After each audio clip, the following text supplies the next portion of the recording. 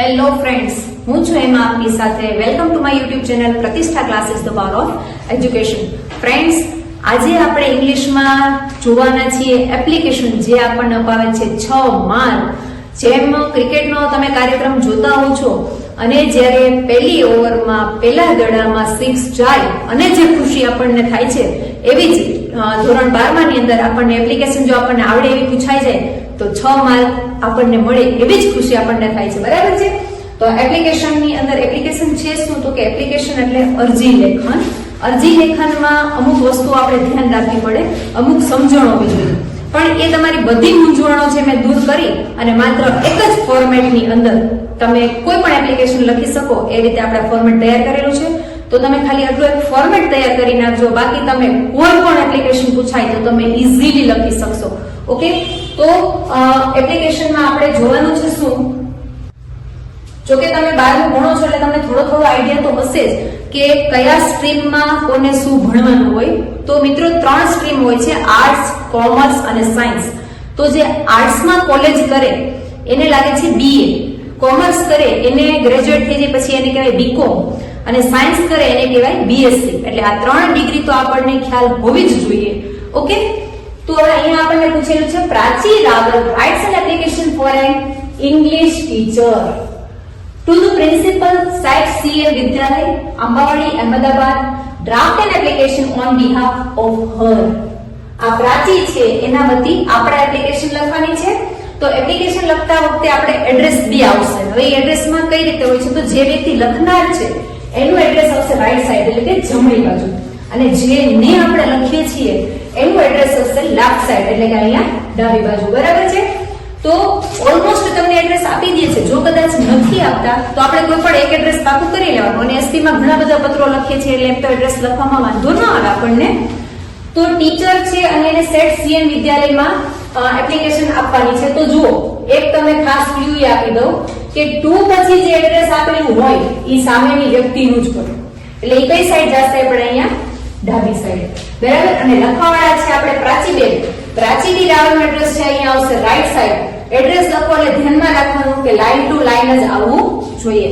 બરાબર છે? એડ્રેસ લખાઈ જાય ત્યાર પછી લખવાની છે ડેટ. ડેટનું ફોર્મેટ તમે જોઈ લેજો. 17 સપ્ટેમ્બર અહીંયા લખી નાખવાનું 2024. બરાબર છે? ત્યાર પછી એક લીટી છોડીને લખશું ટુ. કોને લખીએ છીએ? The principal. અહીંયા આનાથી નીચેની લાઈનમાં તમારે અહીંયા આવી જવાનું છે. ઓકે, ત્યાર પછી આપણે લખશું સબ્જેક્ટ. સબ્જેક્ટ એટલે વિષય. શેના બાબતમાં આપણે એપ્લિકેશન લખીએ છીએ? તો કે application for the post of English teacher. બરાબર છે મિત્રો? આટલું લખી લઈએ એટલે આપણું સરસ નામ જે પ્રસ્તાવના છે શરૂઆત થઈ ગઈ. અને ત્યાર પછીનો આપણો અરજીનો જે હાર્દ કહી શકાય અને મેઇન પેરેગ્રાફ કહેવાય એ શરૂ થશે. એ પહેલા સંબોધન લખશું. સંબોધન આપશું આપણે રિસ્પેક્ટેડ સર. બરાબર છે? રિસ્પેક્ટેડ સર લખાઈ જાય ત્યાર પછી આપણે આપશું, જો આ પેરેગ્રાફ આપેલો છે મિત્રો, આ પેરેગ્રાફ તમારા માટે બહુ જ કામનો છે. આટલો તમારે આમ ગોખી જ નાખવાનો છે. બરાબર છે? શું છે paragraph? With reference to your advertisement in the times of India. અહીંયા તમે કોઈ પણ ન્યૂઝપેપરનું નામ લખી શકો છો, પણ પોપ્યુલર ન્યૂઝપેપર છે ટાઈમ્સ ઓફ ઇન્ડિયા, આપણે એનું નામ લખીશું. In the Times of India dated 15 September 2024. બરાબર છે? ત્યાર પછી લખશું I would like to apply for the above post. આ above post એટલે શું? તો કે ઉપર જે પોસ્ટ આપેલી હતી એટલે કે ઇંગ્લિશ ટીચરની, એના માટે હું એપ્લિકેશન આપવા ઈચ્છું છું. બરાબર? There are given below my details. Actually અહીંયા આ પૂરું થઈ જાય છે, પણ કોઈ વ્યક્તિ થોડુંક વધારે હાઈ લેવલનું ઇંગ્લિશ લખવા માંગે છે તો એ એવું લખી શકશે કે my personal and educational details are given below. આવું પણ લખી શકાય. બરાબર છે? આમ પણ તમે લખી શકો છો. જો જાજા સ્પેલિંગ યાદ નથી રાખવા આપણે તો એટલું જ લખવાનું કે there are given below my details. અહીં નીચે મારી ડિટેલ્સ આપેલી છે. ડિટેલ્સમાં આપણે બે ભાગમાં વહેંચેલું છે, એક પર્સનલ અને એક એજ્યુકેશનલ. પર્સનલ ડિટેલ્સમાં આટલું તમારે સીધું બેઠે બેઠું છાપી જ નાખવાનું દર વખતે. ફર્સ્ટ આવશે નેમ, ત્યાર પછી આવશે એડ્રેસ, ત્યાર પછી આવશે એજ. એજ લખ્યું હોય તો એજ, અન્યથા બર્થ ડેટ. જો તમે બર્થ ડેટ લખી એટલે તમે ફસાણ. બરાબર? પછી તમારે ડિગ્રી બધી થોડીક વિચારીને આપવી પડે. એટલે એવું ન લખવું તો સીધી એજ લખી અને આપણે લખી નાખશું 25 years old. બરાબર છે? ત્યાર પછી આવશે જેન્ડર. જેન્ડર એટલે કે મેલ ઓર ફિમેલ. જો છોકરીનું નામ હોય તો આપણે ફિમેલ લખશું, જો છોકરાનું નામ હોય તો આપણે મેલ લખશું. બરાબર છે? ત્યાર પછી આપણો કાસ્ટ છે હિન્દુ, બ્રાહ્મણ. આને તમે સ્કીપ કરી શકો છો, ફરજિયાત નથી. Mother language and language non, આ બંને સાથે યાદ રાખી લેવાનું. મધર લેંગ્વેજ તો સ્વાભાવિક છે કે આપણી ગુજરાતી જોવાની છે, માતૃભાષા. અને લેંગ્વેજ નોન તમારે 3 ભાષા જાણવાની છે. કઈ કઈ? Gujarati, English and Hindi. ત્યાર પછી પર્સનાલિટી. આપણી પર્સનાલિટી કેવી છે? તો કે ડાયનેમિક, પ્રભાવશાળી વ્યક્તિત્વ છે આપણી. બરાબર છે? ત્યાર પછી આવશે હોબી. શોખ કયા કયા છે? જનરલી શોખ જે તમને એપ્લિકેશન પૂછાણી હોય એ પ્રમાણે તમે શોખ નક્કી કરી શકો, પણ કઈ યાદ ન આવે તો તમે રીડિંગ ને સિંગિંગ તો લખી જ શકો છો. મ્યુઝિક, રીડિંગ, સિંગિંગ ઓર સ્વિમિંગ, આમાં કોઈ પણ 2 શોખ લખી નાખવાના. ત્યાર પછી આવશે નેશનાલિટી. ઓબ્વિયસલી આપણી નેશનાલિટી કેવી હોય છે? ઇન્ડિયન. બરાબર છે? આ બધી છે આપણી પર્સનલ ડેટા. ત્યાર પછી આવશે એજ્યુકેશનલ ક્વોલિફિકેશન, એટલે કે આપણે શું ભણેલા છીએ, આપણી શૈક્ષણિક લાયકાત શું છે. આ એક પરફેક્ટ લખાવી જરૂરી છે. દર વખતે આ ચેન્જ થશે. બરાબર? તો એના માટે તમારે શું યાદ રાખવું છે? મેં અહીંયા ટેબલ તૈયાર કરેલું છે, કોષ્ટક. એક કોષ્ટક તમારે લર્ન કરી લેવાનું છે. હવે એ કેટલું ઈઝી કરી દીધું છે આપણે કામ મિત્રો. જો આ બધું આ નહીં ફરે, આ કોઈ વસ્તુ નહીં ફરે, માત્ર અહીંયા ડિગ્રી ફરશે. જે તમને જે પ્રમાણે એપ્લિકેશન પૂછાણી હોય એ રીતે જ તમારે અહીંયા ડિગ્રી મૂકવાની થશે. ઓકે? તો એજ્યુકેશનલ ક્વોલિફિકેશન ની અંદર સૌથી પહેલા તો 12મું પાસ કરાવવું પડે. શિક્ષક બને છે ઇંગ્લિશ ટીચર, તો એના માટે શું લાયકાત હોવી જોઈએ? તો પહેલા તો 12 પાસ, એસએસસી. પછી બોર્ડ ઓર યુનિવર્સિટી કઈ છે? ઈ તો બોર્ડ છે આપણું GS, HED, Gujarat secondary and higher secondary education board, એનું સાલ. હવે આપણે જે પ્રમાણેની બર્થ ડેટ લખી હોય એ પ્રમાણે જ તમે અહીંયા 12મું પાસ થાય. આ સાલ ગોખી જ નાખવાની છે તમારે. 17 ને 3 20, 20 ને 2 22 ને 2 24. 2017 માં. અને આ કોમન સ્ટ્રીમ છે એના જગ્યાએ શું છે? કોમન સ્ટ્રીમ એટલે કે સામાન્ય પ્રવાહ. જો બીએસસી ટીચર પૂછ્યું હોત તો અહીંયા કેવો પ્રવાહ આવત? સાયન્સ સ્ટ્રીમ આવત. બરાબર છે? અને રિઝલ્ટ તો આમાં જો કઈ મહેનત કરવાની નથી, વગર મહેનતે ટકાવારી અહીંયા આપવાની છે. તો તમને જે ઈચ્છા પડે એ તમે 70 થી 80 ની વચ્ચે લખી શકો છો. બરાબર? પછી ઇંગ્લિશ ટીચર પૂછ્યું છે મિત્રો, એટલે આપણે એને બીએ કરાવવું પડશે. શું કરાવવું પડશે? BA, bachelor in arts, arts માં સ્નાતક થયેલા. જો તમને એકાઉન્ટ ટીચર પૂછ્યું હોત અહીંયા તો આપણે એને શું ભણાવવું પડે? બીકોમ.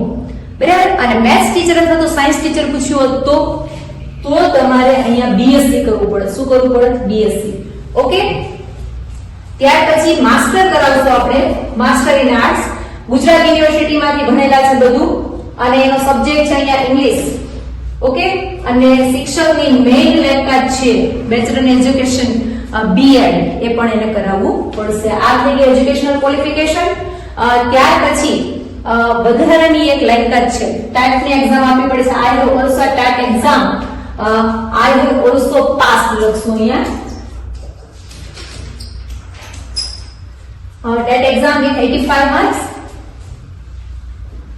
હવે જે બધું છે ને એ કોમન, કોઈ પણ એપ્લિકેશન પૂછાય, હવેનો કોઈ ડેટા ચેન્જ થશે નહીં. આ બધું લખવાનું છે. એક્સપિરિયન્સ તો આઈ હેવ 2 years એક્સપિરિયન્સ, 2 વર્ષનો અનુભવ છે. ત્યાર પછી લખશું રીઝન ફોર ચેન્જિંગ જોબ. આ નોકરી અત્યારે જે તમે કરો છો શા માટે ફેરવો છો? તો એમાં લખશું ફોર બ્રાઇટ ફ્યુચર. જો આ બંને નથી લખવાનું, મેં ચોઈસ આપેલી છે તમને. આ યાદ રહે તો એ લખવાનું, એ યાદ ન રહે તો આ લખવાનું. ફોર બ્રાઇટ ફ્યુચર અથવા તો ફોર બેટર પ્રોસ્પેક્ટ્સ. ઓકે? ત્યાર પછી એક્સપેક્ટેડ સેલરી. તમારી અપેક્ષા શું છે સેલરી માટેની? તો કોઈને કહેવાનું નહીં 20,000 25,000 એવું બોલવાનું નહીં. શું લખશું આપણે એના જગ્યાએ? As per government norms. Norms શબ્દ યાદ નથી રહેતો તો રૂલ્સ, સરકારના જે કાંઈ નીતિ નિયમો છે એ મુજબ. ત્યાર પછી આવશે રેફરન્સ. રેફરન્સ એટલે કે સંદર્ભ. તો આપણે ઓળખાણ આપવાની છે કે આપણને કોણ ઓળખે છે, એવા 2 એડ્રેસ આપી દેવાના, એ ફિક્સ જ રાખવાના. બરાબર છે? અહીંયા લખ્યું છે ડોક્ટર છે વિશિષ્ટાપરા, ધ પ્રિન્સિપલ એમબી પટેલ કોલેજના ખેડા જિલ્લામાં છે. ત્યાર પછી એક એડ્રેસ આપેલું છે doctor PT Patel, the principal TV Patel higher secondary school Anand. આ 2 એડ્રેસ આપી દીધા. ત્યાર પછી છેલ્લે લખશું આપણે આને કહેવાય બટર પોલિશ. બટર પોલિશમાં શું લખશું? if I am selected for the above post. આ ઉપર જે પોસ્ટ આપેલી છે એના માટે જો મને સિલેક્ટ કરશો તો I shall give my best. તો હું મારાથી બનતા સારામાં સારા પ્રયત્નો કરીશ. ઓકે, અને લાસ્ટમાં બધું લખાઈ જાય ત્યાર પછી yours faithfully લખતા પહેલા આપણે અહીંયા લખવાનું થશે thanking you, તમારો આભાર. અને ત્યાર પછી લખશું yours faithfully પ્રાચી, તમારી વિશ્વસનીય પ્રાચી. અહીંયા તમારી એપ્લિકેશન આમ જોતા પૂરી થઈ જાય છે, પણ એની સાથે તમારે બિડાણ જોડવાના હોય છે. બિડાણ એટલે શું? તો કે જેટલી આપણે ડિગ્રી પાસ કરી છે એ બધાના સર્ટિફિકેટ લખશું. ENCL એટલે કે એન્ક્લોઝર બિડાણ. True copies of the following, ખરી નકલો આ બધાની. LC leaving certificate, HSC marksheet, BA marksheet, MA marksheet ને BEd, આ બધું છે ને એજ્યુકેશનલ ક્વોલિફિકેશન માં છે.